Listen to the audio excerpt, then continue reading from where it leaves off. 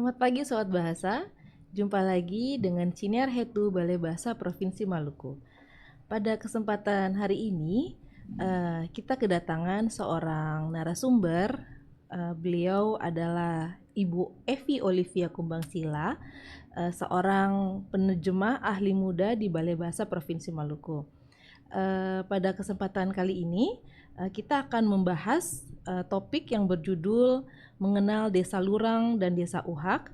Apakah semakin terluar daerahnya, semakin terjaga bahasa dan tradisi lisannya?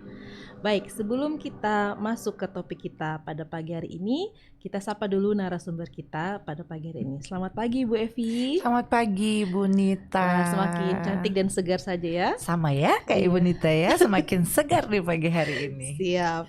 Ibu Evi, sebagai penerjemah, saya lihat Ibu Evi ingin juga membahas mengenai berhubungan dengan bahasa daerah ya, seperti itu ya. Ya. Apakah Ibu Evi punya mengapa Ibu Evi ingin mengambil topik pembahasan kita pada pagi hari ini, Bu? Ya. Ini mau tarik dari dulu sekali Bu Nita. Oh, janganlah kalau Jangan ya. karena durasi Bu. Durasi. Ya. Ibu Evi memang terkenal dengan narasumber yang memang sangat luas ilmunya ya, Sobat Bahasa. Jadi luar biasa, kita batasi saja mungkin Ibu Evi, silakan. Iya, Bu Nita. Saya memang dulu sebelum jadi penerjemah saya suka sekali menulis tentang tradisi lisan. Lebih banyak tulisan saya, artikel yang saya tulis itu lebih banyak tentang tradisi lisan. Namun ketika menjadi penerjemah ahli muda, penerjemah ya, saya beralih ke dunia penerjemahan. Namun kali ini saya menulis tentang Desa Lurang dan Desa Uhak.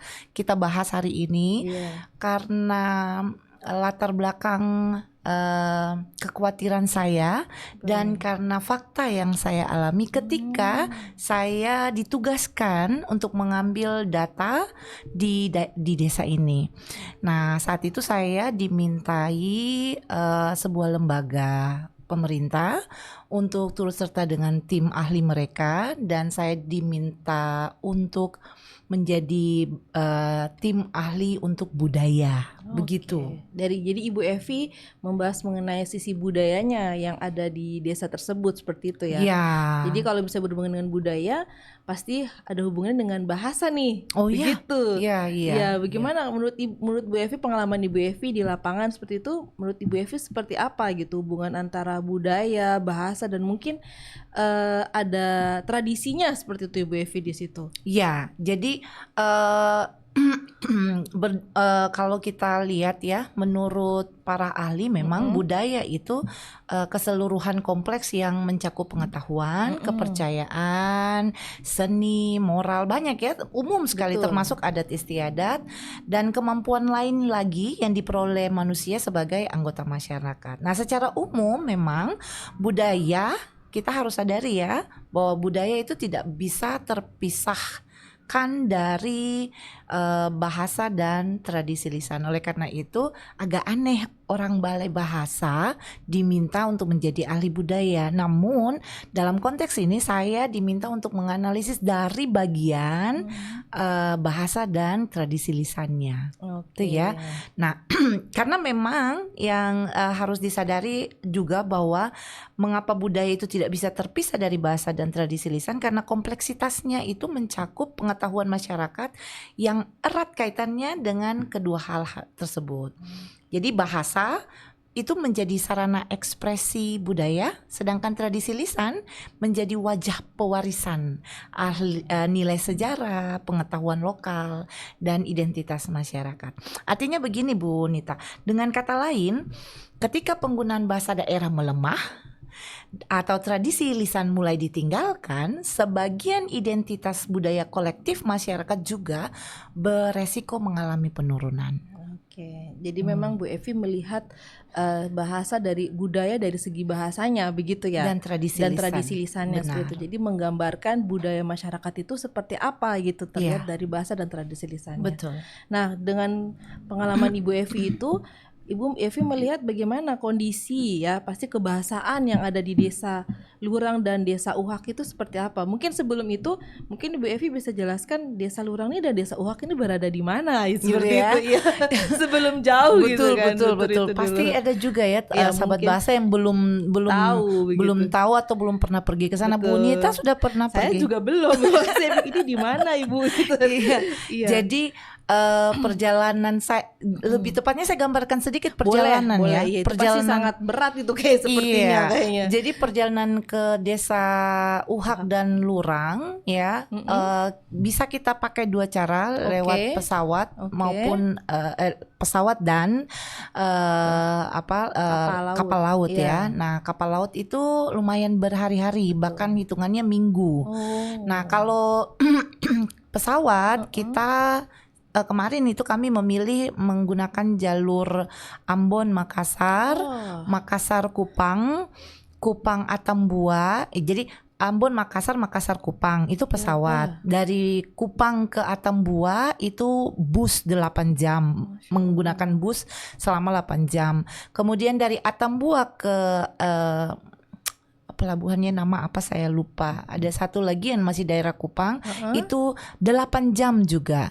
Dari situ baru kita gunakan kapal 8 jam juga baru tiba di Lurang. Jadi Lurang ini di bagian belakang ya. Kalau saya bilang di bagian belakangnya Pulau Wetar ya. Jadi betul. MBD bagian depan, maksudnya MOA bagian depannya ya. Kalau saya tidak salah, koreksi saya kalau saya salah betul. Untuk peta. Mohon maaf, wanita selalu kalah kalau soal peta ya. Iya, depan itu MOA, bagian belakangnya itu adalah Lurang, Uhak dan teman-temannya. Ya, jadi itu bukan di Pulau Wetar ya Ibu? Di Pulau Wetar. Ya, di Pulau Wetar. Berarti benar. Desa Lurang dan desa Uhak ini berada di Pulau Wetar ya? Berada di Pulau Wetar. Itu di Kabupaten Maluku Barat Daya. Di Kabupaten Maluku Barat Daya Provinsi Maluku, tapi dan pulaunya terpisah dari Pulau Moa itu sendiri. Iya, betul. Tapi perjalanannya ke Kupang dulu, ke Makassar, ke Kupang, baru ke MBD. Luar biasa ya. Makanya mereka bisa kita sebut daerah terluar ya. Pulau Wetar ini adalah pulau daerah terluar Indonesia. Dari apalagi di Provinsi Maluku paling ujungnya Pulau Wetar karena ini. Dia berhadapan langsung dengan Timor Leste. Timor Leste, betul sekali. Iya, luar biasa. Terus menurut Ibu gimana? Bagaimana kondisi kebahasaan di sana, Ibu? Baik, dari perjalanan itu gitu, yang sangat luar biasa. Ini akhirnya membuat saya bertanya ya, dan jadi judul kita hari ini. Betul. Apakah semakin terluar daerahnya semakin terjaga bahasa dan tradisi lisan? Harapannya adalah semakin terluar daerah itu semakin kurang kontak dengan dunia luar gitu ya, semakin kurang kontak dengan bahasa yang berbeda, maka akan semakin terjaga. Gitu ya. Bahasa awamnya adalah orang awam akan selalu bilang semakin ke kampung semakin kuat bahasa daerah dan tradisi yang dijaga gitu ya, semakin kuat terasa adatnya gitu ya. Nah, yang saya dapati adalah masyarakat desa Lurang dan desa Uhak ini memang mereka memiliki bahasa lokal yang digunakan secara turun-temurun sebagai identitas etnolinguistik masyarakat setempat. Jadi penyebutan bahasa mereka itu disesuaikan dengan nama suku. Nah, masyarakat desa Lurang menyebut bahasa daerah mereka ialah bahasa Aputai. Karena suku mereka adalah suku Aputai. Sedangkan masyarakat desa Uhak menyebut bahasa mereka berdasarkan nama suku mereka, yakni bahasa Perai.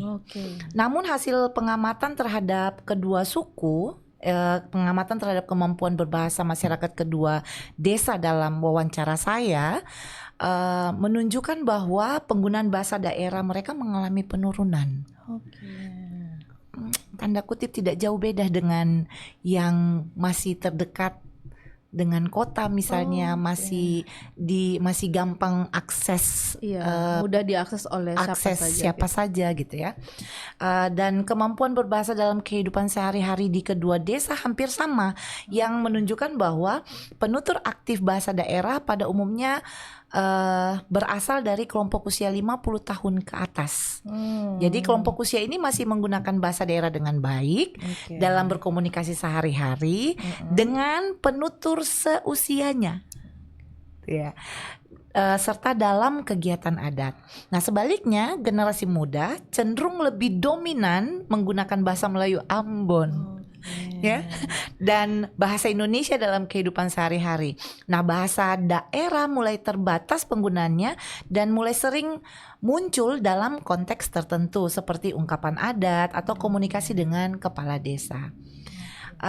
Jadi saya sempat membuat juga diagramnya. Dalam diagram itu menunjukkan bahwa bahasa Aputai dan bahasa Perai ini lebih banyak dituturkan oleh penduduk usia 50 tahun ke atas. Sedangkan usia 40 tahun ke bawah itu kurang lebih ada 17%, 12% dan 13% dari responden yang saya terima. Saya untuk intensitas penggunaan bahasanya boleh dibilang seperti ini ya. Untuk kondisi kebahasaan di Desa Lurang, usia penutur 30 tahun ke bawah selalu menggunakan bahasa Melayu Ambon untuk berkomunikasi. Jadi mereka sama sekali tidak paham bahasa Aputai. Tidak bisa sama sekali 30 Tidak tahun. paham, tidak tahu. Nah, untuk Desa Uhak yang usia penutur 30 tahun ke bawah sama selalu menggunakan bahasa Melayu Ambon untuk berkomunikasi dan tidak paham bahasa Perai. Usia 30 sampai 40 tahun di Desa Lurang, mereka sering menggunakan bahasa Melayu Ambon untuk berkomunikasi. Namun mereka tidak bisa berkomunikasi dalam bahasa Aputai. Walaupun mereka sedikit paham saja, tapi tidak bisa bicara. Sedikit. Jadi saya tidak bisa bilang tidak bisa bicara juga atau paham banyak karena hanya sedikit yang mereka paham. Nah, untuk Desa Uhak sering menggunakan bahasa Melayu Ambon untuk berkomunikasi sama dan tidak bisa berkomunikasi dalam bahasa Perai tetapi sedikit paham sama. Jadi usia-usia itu sama. Nah, 40 tahun sampai 50 tahun untuk Desa Lurang mereka sering menggunakan bahasa Melayu Ambon untuk berkomunikasi dan bisa berkomunikasi dalam bahasa Aputai walaupun tidak lancar. Nah, yang bahas di Desa Uhak juga sama, sering menggunakan bahasa Melayu Ambon untuk berkomunikasi dan mereka bisa berkomunikasi dalam bahasa Perai dengan lancar. Tadi tidak lancar ya. Yang di Desa Uhak itu mereka bisa berkomunikasi dengan bahasa Perai dengan lancar, tetapi hanya ketika bertemu dengan kepala desa. Jadi ada satu masa aturan di dalam Desa Uhak mewajibkan untuk tidak menggunakan bahasa Perai dan hanya digunakan ketika ketika berkomunikasi dengan kepala desa. Nah, 50 tahun ke atas di Desa Lurang, penutur 50 tahun ke atas ini sering menggunakan bahasa Melayu Ambon untuk berkomunikasi. Mereka juga bisa berkomunikasi dalam bahasa Aputai dengan penutur seusia. Dan dalam kegiatan adat dengan jumlah penutur seusia, saya coba tanyakan kira-kira berapa orang penutur bahasa Aputai, orang asli Lurang yang mampu berbahasa Aputai di umur 50-an, kurang lebih hanya 20 orang. Nah, itu juga sama dengan Desa Uhak. Ya. Ini berdasarkan ini apakah yang 40 tahun ini tidak diajak komunikasi oleh yang 50 tahun ke atas ini, Bu? Jadi kan ini perbedaannya kan kayaknya 40 tahun. Sebenarnya kalau kita lihat 40 tahun sampai 50 tahun kan mungkin karena jarak umurnya masih dekat begitu ya. Jadi mungkin masih bisa paham karena mungkin tidak terlalu jauh rentangnya dengan 30 tahun seperti itu. Apakah yang 40 tahun ini tidak diajak komunikasi juga dengan pewarisan? Mungkin orang tuanya bisa jadi kan? Nah, atau itu yang tidak dilakukan. Oh, itu tidak dilakukan ya? Itu tidak dilakukan. Jadi bayangkan untuk 50 tahun ke atas saja mereka hanya berkomunikasi dengan kepala desa. Atau di Desa Lurang mereka hanya berkomunikasi dengan seumuran. Jadi 50, 60, 70 Kepala desa Aputai waktu saya datang, kepala desa baru, beliau kurang lebih umurnya 40-an, tidak bisa bahasa.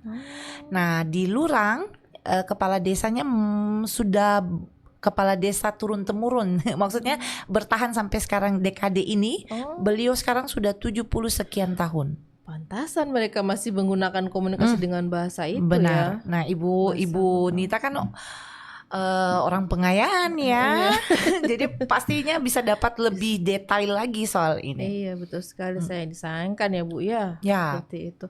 Nah, kalau menurut Ibu berdasarkan pengalaman Ibu tersebut, apa sih faktor penyebab ini kepunahan bahasa, Bu?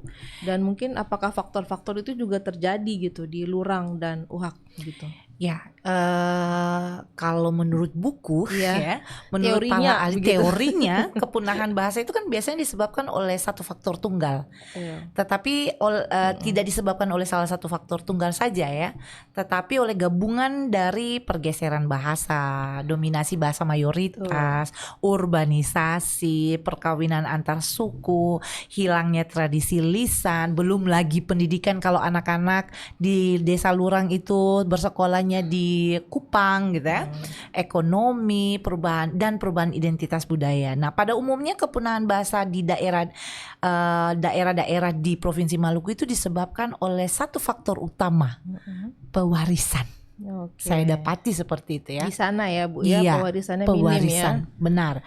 Namun kondisi kebahasan di desa Lurang dan Uhak menunjukkan indikasi penurunan vitalitas bahasa itu berdasarkan berkurangnya jumlah penutur aktif dan terbatasnya pewarisan antar generasi. Jadi kayak tadi yang Ibu Nita tanyakan, 50 tahun itu mereka, 40 tahun itu mereka tidak diajak ya. Dan itu yang terjadi. Hal ini juga mengakibatkan pergeseran bahasa, yakni perubahan penggunaan bahasa dari bahasa lokal menuju bahasa yang lebih dominan secara sosial dan ekonomi. Mengapa saya katakan secara sosial dan ekonomi? Karena desa Lurang di daerah itu ada sebuah perusahaan tambang yang berdiri di sana. Nah, pergeseran tersebut dipengaruhi oleh berbagai faktor sosial, diantaranya meningkatnya interaksi dengan masyarakat pendatang. Karena ada perusahaan, ada masyarakat pendatang. Mobilitas sosial masyarakat itu tidak hanya di Wetar, walaupun perjalanan 8 jam misalnya lewat berminggu-minggu untuk sampai di kota Ambon, tapi mereka mobilitas sosial masyarakatnya itu sangat lancar. Kemudian perkembangan komunikasi antar daerah, perubahan pola pendidikan, banyak anak-anak Lurang dan Uhak yang bersekolah di Kupang, di Kupang paling terdekat itu ya 8 jam ya, ke Atapupu, Atapupu baru Atambua, itu 8 jam gitu ya. Ketika mengingat itu ya begitu lelah. Kemudian meningkatnya aktivitas ekonomi di wilayah sekitar. Jadi apalagi kalau ada perusahaan ya, jadi perkembangan ekonominya itu sangat terasa. Oleh karena itu meskipun secara geografis desa Uhak itu jauh dari aktivitas perusahaan karena harus menempuh lebih dari 1 jam dengan longboat. Dari Lurang ke Uhak itu 1 jam dengan longboat. Pergeseran bahasa tersebut hampir sama dengan Lurang yang sangat dekat dengan aktivitas perusahaan. Jadi itu 1 jam dengan longboat itu maksudnya dalam kondisi musim tenang ya, lautan tenang seperti itu. Tenang. Ya, oke. Kemudian meningkatnya interaksi masyarakat sosial dengan pendatang yang menetap sementara maupun jangka panjang turut memengaruhi pola komunikasi dan penggunaan bahasa di kedua desa. Nah, menurut pandangan relativitas linguistik nih, bahwa bahasa tidak hanya berfungsi sebagai alat komunikasi, tapi juga mencerminkan cara pandang budaya suatu masyarakat. Oleh karena itu, berkurangnya penggunaan bahasa di kedua desa ini berpotensi mengurangi pewarisan pengetahuan lokal, nilai-nilai budaya dan identitas masyarakat adat. Makanya saya katakan untuk Lurang dan Uhak, yang faktor utama bergesernya bahasa, perubahan atau pergeseran bahasa itu terjadi karena pewarisan. Benar, itu karena pewarisan. Bayangkan di desa Uhak, di desa Lurang yang jaraknya hanya beberapa menit dari kurang lebih 30 menit kalau kita dengan mobil perusahaannya. Itu banyak sekali pendatang, ada orang Buton, ada orang Bugis, ada orang Kupang, ada ya pendatang yang mereka memang tidak bekerja, tidak semua mereka bekerja di perusahaan, tetapi mereka membuka lapangan usaha, membuka usaha. Oke. Tapi mereka tinggal di situ, Bu. Tinggal di situ. Bermukim berarti. Bermukim di situ. Tapi apakah pendatang itu tidak membawa bahasa daerahnya di situ juga, Bu? Membawa mungkin dengan sesama mereka, tetapi itu benar-benar mempengaruhi karena rata-rata orang Buton itu mereka buka kios. Jadi untuk berkomunikasi dengan mereka otomatis bahasa Melayu Ambon yang akan digunakan. Minimal bahasa Melayu Ambon akan digunakan.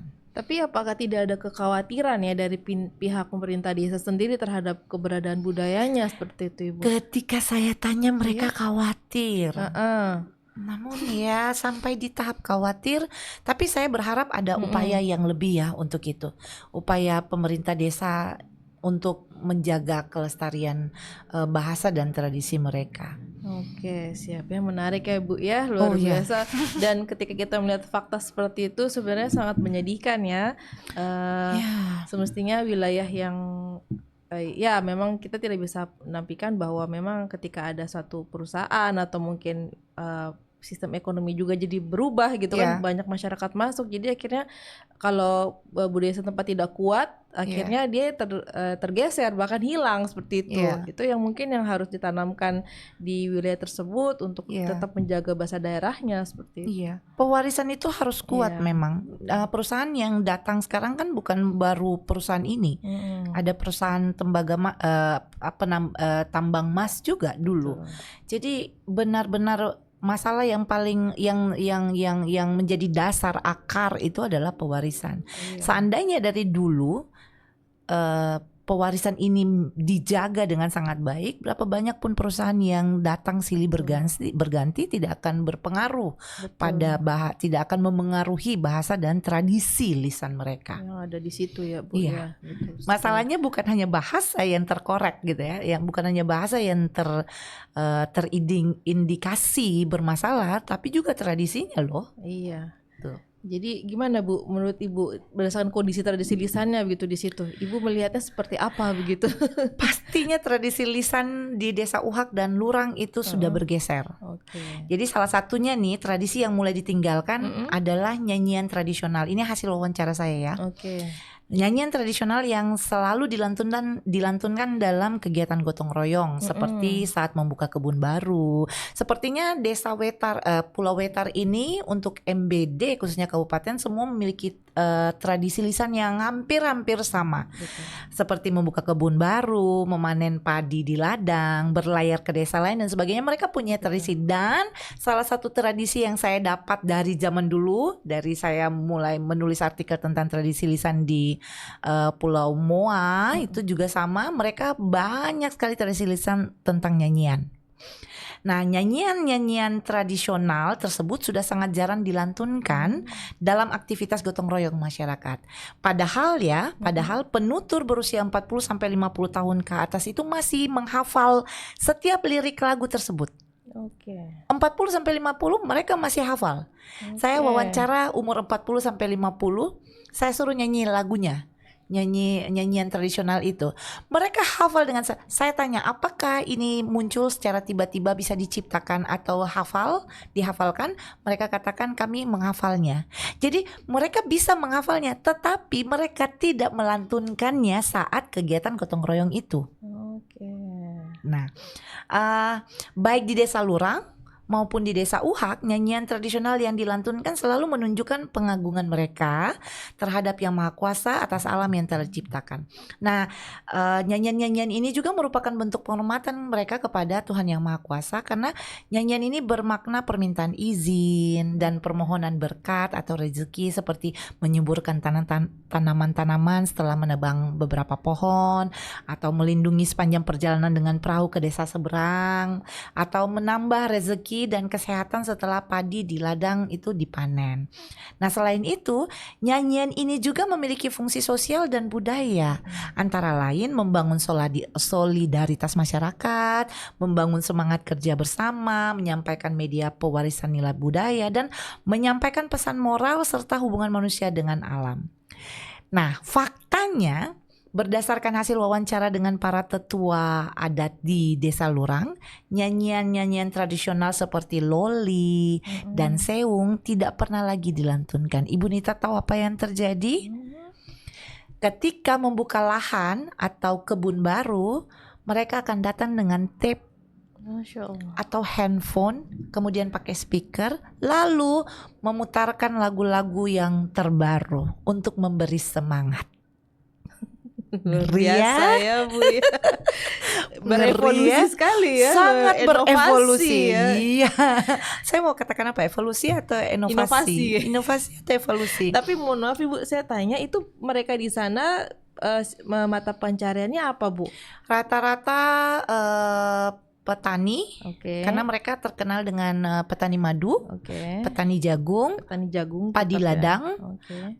yang melaut malah orang Buton, gitu. Nah biasanya kan kalau dia punya tradisi, misalnya mata pencariannya apa namanya, misalnya bertani seperti itu kan, pasti dia masih menggunakan ada Harusnya. beberapa cara-cara tradisional yang mungkin memudahkan dia untuk memperoleh hasil yang maksimal biasanya Iya. begitu. Sistem adatnya masih kuat di situ. Mereka pasti Benar. percaya bahwa Iya. dengan menggunakan mungkin kosakata tua, bahasa tua ini bahasa tanah, mungkin Iya. tanah itu bisa menyuburkan dengan baik, tanamannya bisa lebih Iya, bagus kan, seperti itu. iya. Ada mitos-mitos seperti itu kan Ibu. Faktanya Tapi tidak seperti dipakai itu. lagi ya seperti itu ya. Betul. Sayang sekali ya Ibu Evi ya. Iya benar. Apakah untuk tetua adatnya sendiri tidak istilahnya punya peran di situ Ibu untuk garis mungkin dari struktur adat begitu? Masih ada tidak Ibu di sana?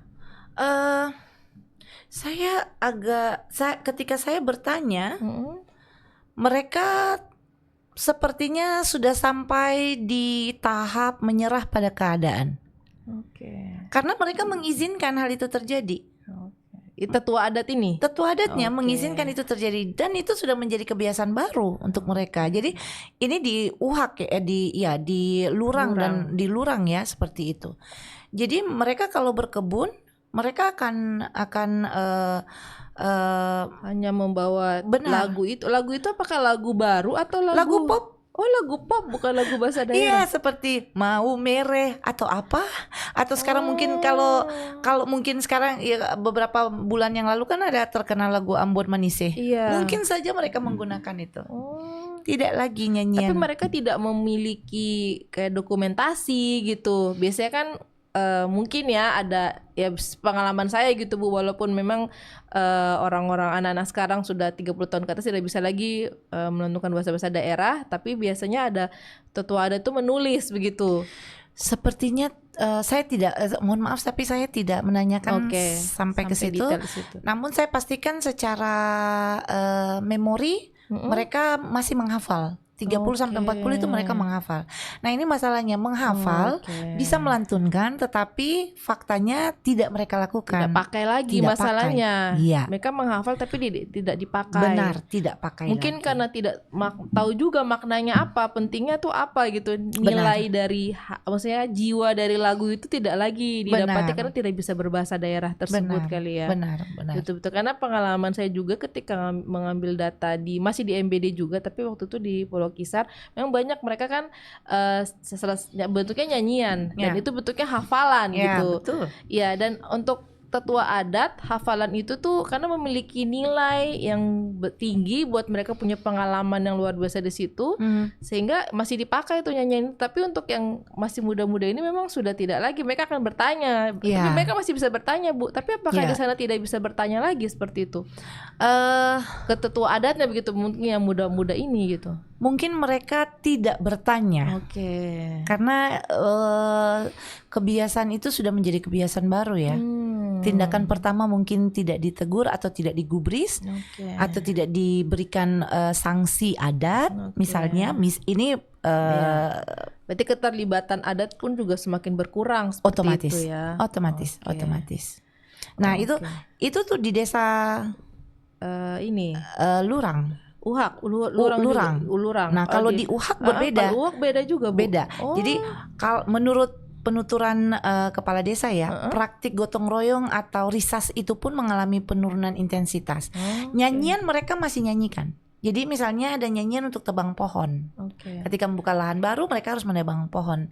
Dan mereka nyanyikan. Saya kebetulan mewawancarai kepala raja dan 40-50. Oke. Mereka masih bisa menyanyikannya. Oke. Namun ya, yang jadi masalah adalah bukan tidak menyanyikannya, nilainya. Iya, betul. Nilainya berkurang karena perubahan pola ekonomi masyarakat yang semakin berpotensi terhadap sistem upah dan jasa. Oke. Ya, karena mereka walaupun 1 jam ya, tetapi kan banyak anak-anak desa mereka yang bekerja Iya, di perusahaan. Nah, bayangkan gaji di perusahaan Iya. begitu besar dan dengan Betul. pendapatan yang seperti biasa-biasa saja, itu sudah ada perbandingan ya, sudah ada perbandingan untuk pola ekonomi mereka. Betul. Nah, selain itu tradisi Lihi Sesang yang punya mereka, Di desa Uhak ini. Iya, di desa Uhak namanya tradisi Lili Sehang, Oke. yang berarti saling berbagi, Oke. yang dahulu dilakukan secara kolektif. Saat ini mulai mengalami perubahan untuk menyesuaikan dengan pola ekonomi masyarakat yang lebih individual dan berbasis transaksi. Jadi waktu saya tanyakan ke Bapak Rajanya ya, kepala desanya, Ibu di sini dulu ketika kita bilang mari buka kebun, semua beramai-ramai, masak rame-rame, makan, berjalan rame-rame ke kebun yang mau dibuka lahannya, kemudian mereka makan rame-rame di situ, kerjanya beramai-ramai. Kata kepala desa, sekarang Bu, kalau kita mau buka lahan, kita tanya, bisakah bantu? Nah, balik lagi mereka bertanya berapa biaya yang harus dikeluarkan, berapa biaya yang bisa diberikan buat mereka, tenaga itu mereka. dipakai. Iya, karena pola ekonomi mereka berubah dari jasa dan transaksi, dari kebersamaan Berubah ke jasa menjadi. dan transaksi. Betul sekali. Atau apakah Ibu, maaf itu berlangsung, mungkin akan tidak mungkin semerta-merta itu jadi kan, berubah seperti itu pasti butuh waktu kan Ibu. Ya, dan saya tidak sempat menanyakan sejak kapan itu terjadi. Iya, betul. Namun saya pastikan karena kita melihat pola ekonomi mereka, saya pastikan sejak perusahaan awal datang. Oke. Pastinya. Karena yang saya katakan tadi, ada perbedaan yang cukup jauh ketika mereka menerima upah di perusahaan dan upah dari pekerjaan yang biasa mereka lakukan. Betul, sudah berubah pola pikirnya Iya, itu jelas. Nah, selain itu, selain nyanyian tradisional tadi yang saya katakan, ketika membuka lahan baru, ada tradisi lisan berupa cerita rakyat juga yang mengalami penurunan dalam pewarisan antar generasi. Jadi untuk desa Lurang dan desa Uhak, mereka itu memiliki cerita rakyat yang sangat kental terkait asal-usul keberadaan mereka di Pulau Wetar. Namun, menurut hasil wawancara saya ya, cerita-cerita ini hanya dituturkan hingga generasi ketiga.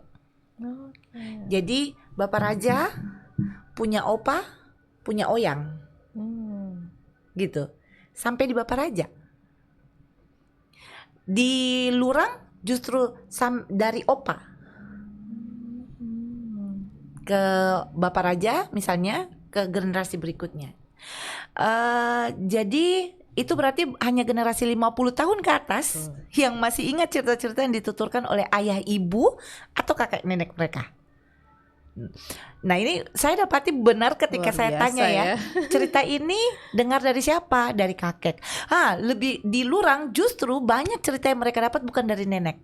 Jadi sementara saya simpulkan, hipotesis saya adalah para ibu tidak mendongeng, tapi mereka dapat cerita dari kakek ketika mereka kerja bersama di ladang.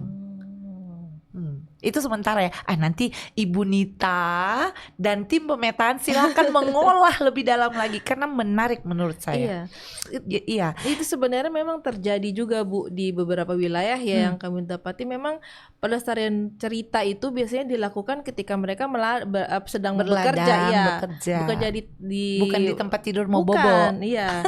Karena di situ kan mereka mengisi waktu untuk menanam, Iya. terus kemudian Iya. membersihkan lahan, dan mereka menyanyi biasanya Iya. untuk menghibur diri, dan biasanya masuk nyanyian itu juga ada cerita di situ. Iya. Seperti benar. itu. Bisa seperti Dan memang itu. budayanya adalah bertutur ya, Bertutur. tidak ditulis gitu. Itu Tidak, yang jadi tidak. masalah. Seperti Hampir itu. semua daerah di Maluku yang saya ketahui sejak saya bekerja di Balai Bahasa dari tahun 2010, kami apalagi orang Maluku ya, saya tahu bahwa kami hanya punya budaya tutur, tidak budaya tulis. Tidak ditulis. Iya. Jadi perubahan ini juga menunjukkan adanya pergeseran tradisi lisan akibat perubahan pola hidup masyarakat, pengaruh modernisasi yang tadi mereka gunakan tape ya, dan meningkatnya interaksi budaya dengan masyarakat luar. Iya, karena anak-anak di usia mereka adalah anak-anak yang bersekolah di luar, sudah bertemu dengan orang luar di perusahaan gitu ya. Nah, perusahaan juga punya interaksi yang sangat luas dengan masyarakat. Betul, Gitu. ya. Jadi pastinya, nah di dalam sebuah perusahaan kan datang pegawai perusahaan itu kan datang dari berbagai latar belakang suku, gitu. Dan hilangnya tradisi lisan itu dapat berdampak pada berkurangnya memori kolektif dan identitas budaya masyarakat lokal. Luar biasa ya, sangat menyedihkan ya Bu ya, mendengar seperti itu. Menyedihkan. Saya merasa kehilangan gitu ya. Betul. Itu kan istilahnya harta ya, itu harta karun yang tidak bisa di mana ya, bisa tidak ternilai harganya seperti itu ya. Kalau bisa itu bisa hilang dari budayanya satu wilayah, itu sangat menyedihkan seperti itu Ibu Evi. Tapi apakah tidak ada peran dari, mungkin ya susah ya kalau kita andalkan dari kabupaten ya untuk melihat seperti itu gitu. Ketika di Desa Lurang saya tanyakan, Bapak Ibu, adakah upaya pemerintah desa untuk datang ya, pemerintah desa untuk melihat kondisi ini? Apa jawaban mereka? Mohon maaf, sahabat bahasa, ini hasil wawancara ya. Wawancara saya dengan mereka. Baik UHAK maupun Lurang, bahasa mereka, pernyataan mereka ke saya adalah, Ibu, selain dari gereja, gereja Protestan ya, selain dari gereja Protestan yang datang untuk menyelamatkan bahasa kami dalam bentuk penerjemahan Alkitab, ibu dari pemerintah satu-satunya,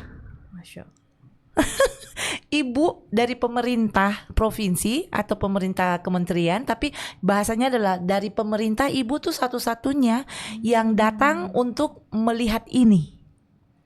Kalau dari sekolah Bu, tidak ada mungkin muatan lokal atau apa seperti itu? Waktu saya tanyakan ke para responden yang Lurang, tetua adat nih, para tetua adat bilang begini, Ibu, kami sudah rencana Bu. Apa rencananya Pak? Kami berencana untuk memasukkan bahasa ini ke dalam sekolah. Dalam bentuk apa Pak? Dalam bentuk muatan lokal. Seperti apa Pak? Nanti kami mengajar. Berapa banyak dari Bapak Ibu yang bisa mengajar? Kami yang tua-tua. Kalau Bapak Ibu meninggal, kira-kira siapa yang melanjutkan mengajar? Bapak Ibu tahu tidak, untuk membuat bahasa ini masuk dalam muatan lokal harus disediakan juga bahan ajarnya. Terus mereka terdiam. Lalu saya tanya, kira-kira Ibu dan Bapak kalau mau mengajar sudah pernah bertanya untuk guru-guru yang bukan yang mata pelajaran biasa, sengsara tidak mengajar siswa kalau satu kelas 30 orang? Iya ya. Banyak masalah ya di situ Ibu ya. Banyak yang harus dipertimbangkan ketika bahkan desa sendiri ingin berencana memasukkan bahasa dalam mata pelajaran buatan lokal. Ada banyak yang harus dipertimbangkan. Oleh karena itu saya menyarankan untuk mereka, kalau ke sekolah terlalu jauh, mari kita mulai dari keluarga. Si bapak menikah dengan orang Kisar. Betul. Bapak mengajarkan tidak ke ibu bahasa Aputai. Atau jangan-jangan ibu yang ajar ke bapak bahasa Kisar. Nah, itu saja benar jadi masalah ya di situ. Itu masalah. gitu. Ya memang Mbak, masalah seperti itu memang ya sangat kompleks ya Bu Iya. ya. Kita tidak bisa memang melihat hanya dari satu sisi, banyak sekali yang memang harus diperbaiki dulu Iya, hingga iya. hingga akhirnya ada bisa pewarisan itu Iya, gitu. makanya pewarisan cara sederhana untuk melakukan pewarisan itu hanya mulai dari dalam rumah. Betul. Harus dimulai dari dalam rumah. Jadi sepakat dulu nih, Itu anaknya mau diajarin benar. bahasa apa gitu Ya, ya, antara sepakat ibu dan dulu. ayah ini Iya, seperti itu. saya sangat optimis bahwa tidak ada yang terlambat untuk menguasai bahasa. Dimulai dari mana dulu? Contoh, mengapa anak-anak kita bisa berbahasa Inggris misalnya? Ya karena hari-hari mereka nonton YouTube yang berbahasa Inggris. Betul. Jadi bisa sebenarnya kita mulai dengan itu. Ya, Bisa. lingkungan juga harus mendukung seperti itu kan. ya, Jadi ya. penggunaan bahasa daerah Mama itu papanya aktif. iya Pasti bisa bisa. digunakan juga Iya, gitu. iya, Anak-anak betul. belajar terus tidak dipakai di lingkungan Iya. keluarga juga gimana Benar, makanya begitu. sistem pewarisan di sekolah, di kelas itu di keluarga bukan sistem pewarisan seperti yang di sekolah dengan bahan ajar untuk mengajar satu kosakata awal, Dihafal seperti tidak itu. kan? Langsung Bicara dipraktekkan. aja. Iya, betul. Lama-lama mereka juga mengerti, mereka Betul. juga paham gitu. Seperti itu. Wah, luar biasa ya Bu Evi. Luar biasa apa ya? Campur aduk miris. perasaannya Iya, gitu. campur aduk perasaan itu. Betul. Oke Bu Evi, kita lanjut gini ya. Kalau misalnya melihat kondisi kebahasaan seperti itu dan tradisi lisan yang ada di sana Ibu, di sana seperti Ibu, apakah ada dampak lain gitu yang memengaruhi masyarakat yang ada di sana seperti itu Ibu? Iya, dampak dari kondisi kebahasaan Iya, dan dan tradisi sesuai. lisan ini adalah perubahan toponimi. Oke. Perubahan Jauh toponimi. sekali. Sangat kompleks Iya. sampai ke toponimi pun Iya, terjadi karena ya. iya dan karena apa ya, perubahan toponimi ini karena mereka tidak punya apa ya, fondasi yang kuat. Iya, betul. Jadi betul, mau betul. dikatakan apa mereka ikut. Oke. Mereka kan menyesuaikan, bukan ikut. Mereka kan menyesuaikan. Mereka akan menyesuaikan. Jadi saya sempat mendata beberapa tempat yang sekarang menjadi wilayah operasional perusahaan. Betul. Itu ada nama-nama yang dulunya tidak. Nama-nama Tidak. apa nih, Bu? Nama tempat Nama itu tempat. yang dulunya Oke. tidak begitu namanya. Oke. Gitu. Seperti sekarang mereka mengenal nama Kali Kuning. Oke. Dulu itu namanya Gurang. Kenapa dia berubah Ibu? Iya. Dan tahu tidak cerita mengapa sampai nama itu Kali Kuning? Mereka mengatakan bahwa karena mereka banyak yang menyebutnya begitu, jadi kami ikut saja. Sudah tidak paham lagi ceritanya begitu ya. Dan tapi saya tanyakan untuk yang tua-tua, mengapa disebut Gurang? Iya. Aslinya itu disebut Gurang. Gurang itu artinya apa? Lobang Bu, ngarai. Oke. Jadi dia seperti ngarai. Mengapa? Ada cerita bahwa itu waktu zaman kolonial Belanda itu disebut itu. Oke. Karena ada perubahan pelafalan. Mereka tidak ketika ditanya orang Belanda, ini tempat ini namanya apa? Mereka menyebutnya Lurang, tapi karena orang Belanda tidak bisa sebut Lurang, disebutlah Gurang. Oke. Kita bicara soal cerita rakyat, kita tidak bisa bicara soal benar atau tidak. Ya, tidak memverifikasi benar atau tidak cerita ini. Namun yang terjadi adalah cerita itu berbeda dengan cerita di desa Uhak. Mengapa disebut Lurang? Mengapa disebut Gurang? Gitu. Oh, karena itu dulu begini, berbeda lagi. Jadi yang saya dapati adalah bukan masalah cerita rakyat mereka berbeda. Iya. Namun penamaan mereka yang mereka akhirnya menyesuaikan dengan sebutan ataupun penamaan dari orang lain yang bukan desa mereka. Iya, mereka lebih memilih menggunakan Kali Kuning dibandingkan Gurang. Iya, Kali Kuning, kemudian apalagi ada beberapa tempat ya seperti Lerokis menjadi Karokis. Oke. Ya, seperti itu. Oh begitu. Jadi itu berdasarkan ada yang datang, mereka lebih mengikuti pelafalan dari pendatang itu dibandingkan yang aslinya. Seperti itu Ibu. Oh sampai sebegitunya ya. Sampai segitunya. Sampai segitunya. Iya. Akhirnya Saya tidak bisa berkata-kata, Bu. speechless ya, bahasa Inggris bilang speechless. Melihat kenyataan seperti itu Iya. sampai, karena beberapa pengalaman saya kan paling nggak, memang kalau ada pergeseran bahasa, Iya. ya mungkin ada yang tidak tahu, tapi minimal mereka masih punya tetua adat ya, Benar. dan mereka juga masih menggunakan itu sedikit-sedikit gitu. Iya, betul. Tapi tidak melepaskan itu gitu. Tapi Iya. kalau sampai sudah melepaskan itu kan, wah, luar Iya. biasa itu Ibu Evi. Iya, padahal dalam kajian antropologi linguistik itu kan nama tempat merupakan bagian penting dari identitas Betul, budaya betul. dan pengetahuan ekologis lokal gitu ya. Betul. Nah, itu yang saya katakan bahwa semua nama yang disebutkan oleh kedua desa tadi itu memuat informasi tentang wilayah sakral. Padahal Betul, disitulah pasti.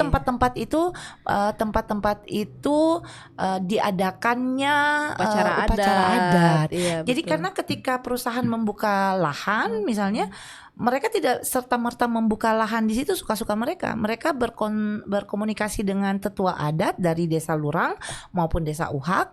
Kemudian mereka pemerintah desanya melakukan adat dulu untuk tempat itu.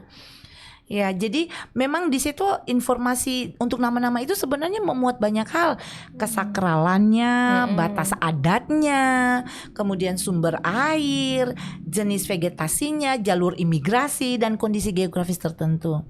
Nah, misalnya penyebutan Kali Kuning tadi tuh ya, dalam bahasa daerah itu kan gurang, itu memuat kondisi geografis yaitu ngarai atau lembah.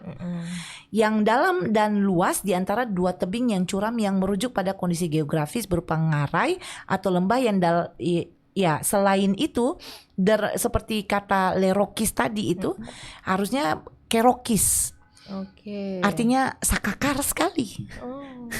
Apa ya? Pelit, sangat pelit. Yang dalam bahasa daerah disebut kerokis itu tidak sesuai dengan wilayah yang sebenarnya, akhirnya bahkan bergeser. Oke. Nama itu bergeser. Tidak di situ lagi. Tidak di situ. Oke. Kerokis harusnya di tempat mana? Yang tempat ini mereka namakan Berbeda. lerokis. Lerokis. Oh. Berubah nama, bergeser tempat, Oke. bergeser wilayah. Sampai sebegitunya ya, Bu. Iya, ya. Jadi apa ya? Nah, ini yang saya ingin jelaskan bahwa padahal di sisi lain itu dalam kegiatan adat itu penentuan wilayah berkebun dan sebagainya, masyarakat desa Lurang dan Uhak itu masih memiliki cerita-cerita kolektif ini dan masih mempertahankan nama asli tempat tersebut. Oke. Nah, karena untuk hanya bertani gitu. Iya. Oke. Namun menurut mereka, karena menurut mereka pelaksanaan ritual adat di daerah itu harus disertai dengan menyebutkan nama asli daerah tersebut. Jadi lucu, mereka tahu, tetapi mereka mengizinkan nama baru. Namun ketika membuat adat di tempat itu, mereka menggunakan nama itu karena mereka sadar ketika melakukan ritual adat, mereka harus panggil nama itu dengan nama aslinya. Iya. Itu ya. Terlalu moderat kali, Bu. Nah, itu kayaknya istilah yang lebih tepat. Terlalu moderat. Terlalu moderat. Iya, begitu. Iya ya, tapi saking seperti itu sampai mengikis memang budayanya mereka sendiri gitu, tidak mempertahankan wilayah nama tersebut ya. Yang ditakuti adalah anak-anak atau generasi muda di bawah, ketika generasi di atas ini habis waktu mereka di dunia gitu ya. Generasi di bawah mereka ini akan benar-benar kehilangan identitas mereka. Benar-benar, bahkan kehilangan wilayah identitas wilayah mereka. Pasti. Luar biasa. Ya. Saya sudah tidak bisa berkata-kata. memang harus ini ya. Ya ada kesadaran juga dari pemerintah juga untuk ya minimal dari masyarakat kali, Bu, untuk membuat paling enggak catatan-catatan kecil ya, biar bisa diwariskan juga kepada keturunannya seperti itu mungkin. Sebaiknya seperti itu. Sebaiknya seperti itu. Oke, Bu Evi, kira-kira ada lagi tidak kondisi faktor apa lagi gitu yang mempengaruhi kondisi kebahasaan dan memang tradisi lisan selain toponimi tadi? Ya, saya sebenarnya sudah menyinggungnya di atas tadi sedikit ya, soal percampuran budaya melalui perkawinan antar suku dan kawin silang budaya yang terjadi. Karena di sana itu ada masyarakat Kisar, Iya, Romang, betul. Somlaki, NTT, Meher, Buton, dan daerah lain yang menghadirkan interaksi antar budaya melalui hubungan sosial dan pembentukan keluarga. Oke. Jadi bukan hanya hubungan sosial, Betul. tapi juga pembentukan keluarga dengan masyarakat lokal. Nah, fenomena ini akhirnya berdampak pada meningkatnya penggunaan bahasa penghubung Betul. Melayu Ambon seperti bahasa Melayu Ambon dan bahasa Indonesia, menurunnya intensitas penggunaan bahasa daerah dalam keluarga karena mama dan papa berbeda, anak akhirnya galau harus pakai bahasa apa, dan mama dan papa akhirnya menggunakan bahasa penghubung. Dan yang ketiga adalah terjadinya akulturasi budaya dalam praktik sosial masyarakat. Jadi wajar jika dalam kegiatan gotong royong mereka tidak lagi bernyanyi. Betul. Pakai tab jadinya ya. Supaya semua mengerti. Karena kalau suami orang Kisar, istri orang Uhak, ketika diajak berkumpul kan dua keluarga bertemu. Nah, hanya orang Uhak misalnya yang paham bahasa Perai kan, tidak mungkin untuk menyatukan. Mungkin juga yang penutur bahasa Uhak juga atau Perai juga tidak kuat juga bahasa daerahnya. Apalagi. Iya, jadi dia juga tidak bisa mengajarkan juga untuk anaknya di rumah seperti itu ya. Benar. Ya, jadi akhirnya dalam beberapa keluarga bahasa daerah itu tidak lagi digunakan sebagai bahasa utama yang diwariskan kepada anak-anak. Karena komunikasi keluarga itu menggunakan bahasa yang dianggap lebih mudah dan lebih umum dan mudah dipahami oleh seluruh anggota keluarga dengan latar belakang etnis yang berbeda. Memang luar biasa.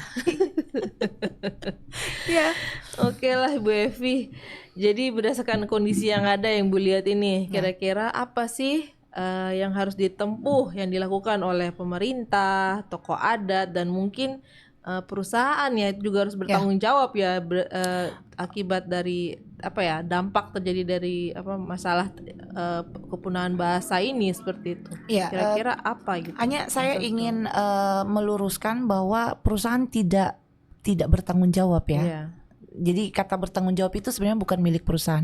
Bertanggung jawab itu milik pemilik bahasa itu, pemilik tradisi itu. Jadi perusahaan hanya bisa untuk mendukung, tapi tanggung jawab itu ada pada pemiliknya. Betul. Jadi kalau kita harus melakukan, upaya apa ya yang harus dilakukan ya untuk perusahaan misalnya, pemerintah misalnya, warga, tokoh adat misalnya, atau masyarakat penutur itu sendiri. Pertama mungkin baik pemerintah, baik perusahaan itu harusnya sebaiknya mendukung pendokumentasian bahasa daerah, cerita rakyat. Jadi tua-tua adat ayolah mulai mendokumentasikan, atau anak-anak adat, anak-anak adat yang sudah bersekolah di luar pulang minta, didokumentasikanlah ceritanya, nyanyiannya, pengetahuan lokalnya. Kemudian yang kedua, mungkin kalau ada kegiatan-kegiatan budaya itu mereka dilibatkan. Mungkin karena kegiatan budaya itu mungkin membutuhkan dana yang besar, mereka juga bisa dilibatkan. Dan biasanya lebih bagus lagi kalau bisa mendukung kegiatan budaya masyarakat ini. Jadi ada seperti pertunjukan seni tradisional, kegiatan adat gitu. Pertunjukan ya, biar dilihat oleh generasi muda juga. Penggunaan bahasa daerahnya itu seperti itu ya. Ya, dan yang kemarin saya rekomendasikan dalam laporan saya juga, perusahaan mungkin harus juga mempertimbangkan penamaan wilayah. Penamaan wilayah karena itu identitas. Dan memang desa ini juga harus bisa merasa bahwa budaya mereka itu berharga. Betul. Sehingga tidak gampang dianulir, bahasa-bahasa dianulir, tidak gampang tidak gampang digeser. Betul, digeser. Kemudian dengan budaya yang masuk. Benar. Jadi ada banyak sekali dan mungkin juga mengutamakan pendekatan partisipatif dengan melibatkan pemerintah desa, tokoh adat dan masyarakat dalam program sosial budaya. Ya, jadi kalau mungkin ya misalnya perusahaan yang ada di situ mungkin menjadi langkah pertama dilakukan sehingga itu menjadi pemicu pemicu bagi desa-desa yang ada. Iya, Ya. perusahaan bisa membantu ya. Membantu. Istilahnya memberi istilahnya pemantik lah. Pemantik lah. Betul, pemantik. biar desa ini juga bergerak Ya, begitu. pemantik. Atau mungkin dari desa juga bisa mengusulkan gitu kan. Pasti di Ya. perusahaan kan mungkin punya dana-dana untuk mendukung Ya. masyarakat kan seperti itu bisa dipakai juga untuk membangun mungkin perusahaan bahasa daerah di sana Benar, seperti benar. itu budayanya. Ini juga saya katakan ketika berada di Desa Uhak dan Lurang, saya katakan bahwa ada Balai Bahasa Provinsi Maluku yang bisa dimintai bantuannya. Jadi sahabat bahasa yang mungkin latar belakangnya adalah berasal dari Desa Uhak atau Lurang, Balai Bahasa siap membantu ya untuk mendokumentasikan. Kami tidak bisa melakukan banyak hal ya, Minimal dokumentasi dokumentasi untuk bahasa. Memang kemarin akhirnya ada 1000 lebih kosakata untuk 1100, pemetaan yang saya bawa itu di hasil wawancara dan juga kamus Ako yang diisi oleh mereka. Iya, tapi kamus dwi bahasanya berarti belum ada Ibu. Kamus dwi bahasa belum ada. Jadi kemarin tuh saya sempat mengambil kamus Ako, data untuk kamus Ako, kamus percakapan itu dan data untuk pemetaannya. Bahasa ya. Benar. Baik, luar biasa Ibu Evi.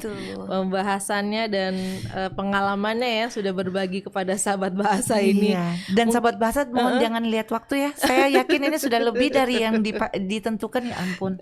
Menarik memang untuk sangat membahas menarik ini. ya, karena kita lihat dari berbagai aspek ya, tidak hanya ya ada budayanya, ada bahasanya, ada sastranya. Jadi itu sangat kompleks. Mungkin kalau dibahas di sini juga sebenarnya masih kurang sekali waktunya.